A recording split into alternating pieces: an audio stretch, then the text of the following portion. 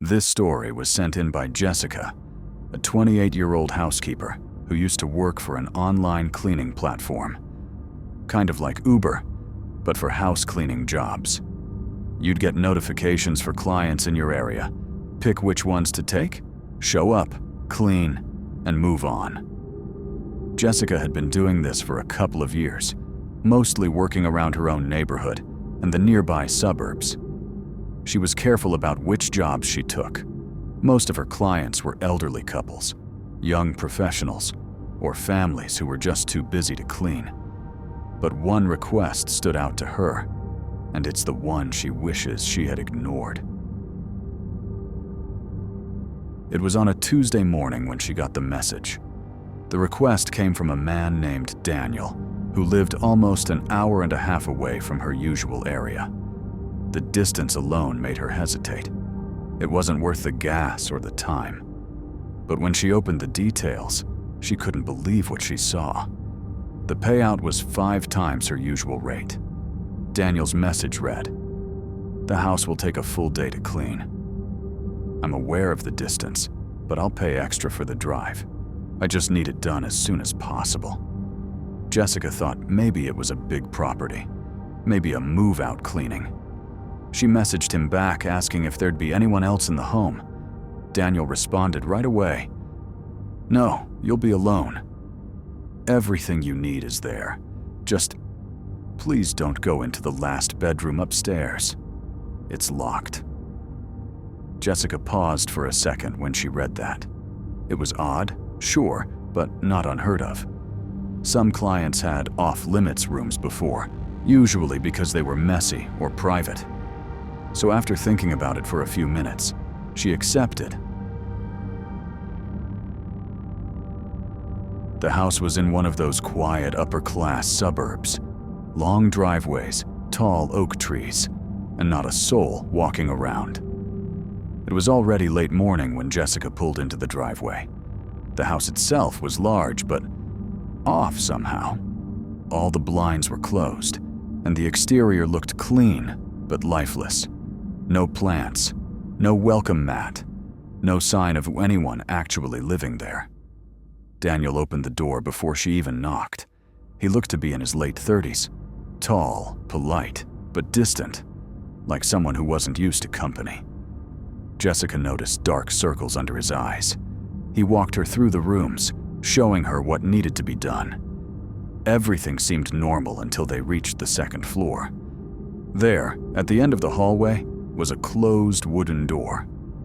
Daniel paused, his voice lowering a bit.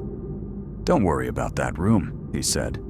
"Just leave it alone." Jessica nodded. He smiled faintly, thanked her, and said he had errands to run, that he'd be gone most of the day. Then he left, and Jessica was alone. For the first 2 hours, everything was uneventful. She started upstairs, dusting and vacuuming each room one by one.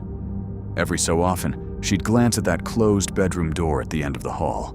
It bothered her a little, not because of curiosity, but because it somehow felt like it was watching her. She tried to shake it off. By early afternoon, she was done with the second floor and headed downstairs to start on the kitchen and living room. That's when she heard it.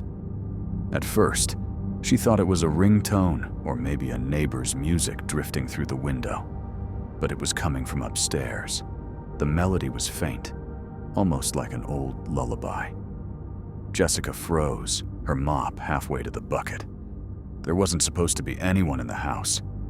She slowly tilted her head upward toward the second floor railing, and that's when she saw her. A pale woman was standing just past the railing, staring down at her. Her skin looked almost white, her hair a mess, her eyes dark and empty. Jessica's heart stopped. The woman didn't move. She just stared. For a split second, Jessica thought maybe Daniel had come back with someone, but the woman looked wrong. She wasn't blinking. Jessica gasped and stumbled backward, nearly dropping her phone. She blinked, and when she looked again, The woman was gone. The music had stopped too. Jessica's hands were shaking. She told herself she was imagining it, maybe exhaustion or stress. She had been cleaning for hours. But deep down, something felt horribly wrong. Still, she tried to continue her work, focusing on finishing the downstairs bathroom before leaving early. While cleaning the small half-bath near the kitchen, Jessica leaned over the sink to wipe the mirror. As she was scrubbing, she caught something in her peripheral vision. A shape. A person standing just behind her. Her eyes shot up. In the reflection, clear as day, stood the same pale woman. Messy hair, black eyes, wearing what looked like a torn white blouse. Jessica screamed, "Oh my God!" and spun around. But the space behind her was empty. Her cleaning cloth fell into the sink, her breathing heavy and uneven. Every instinct told her to get out. Jessica ran outside, fumbling for her phone. Her hands were shaking so badly she almost dropped it as she called Daniel. He answered after the second ring. "Hey Jessica, what's wrong?" She was crying, her voice trembling. "There's someone in your house." "I saw a woman upstairs, and she was just in the bathroom mirror." There was silence on the other end. Then Daniel sighed, a long, heavy exhale, and said quietly, "You saw her too." Jessica's stomach dropped. "What do you mean too?" He hesitated before speaking again. "That room upstairs, it belonged to my ex-wife." He explained that a few years ago they had separated after a long and messy marriage. She'd found out he was seeing someone else, a woman from a local bar. One night, his ex confronted him there, humiliated and furious. That night, she went home alone. And she never left the house again. He found her the next morning, in that locked bedroom upstairs. She had written a note. It said, "I'll never leave this house, and I'll never forgive you.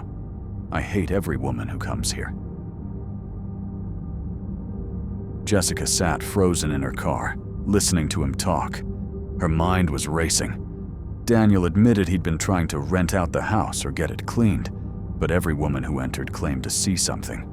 Some even ran out mid-job like she did. He thought maybe it was guilt, maybe his imagination. Until now. Jessica told him she wouldn't be going back in, and Daniel didn't blame her.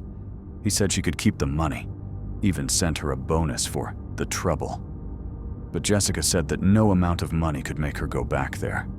That night, she couldn't sleep.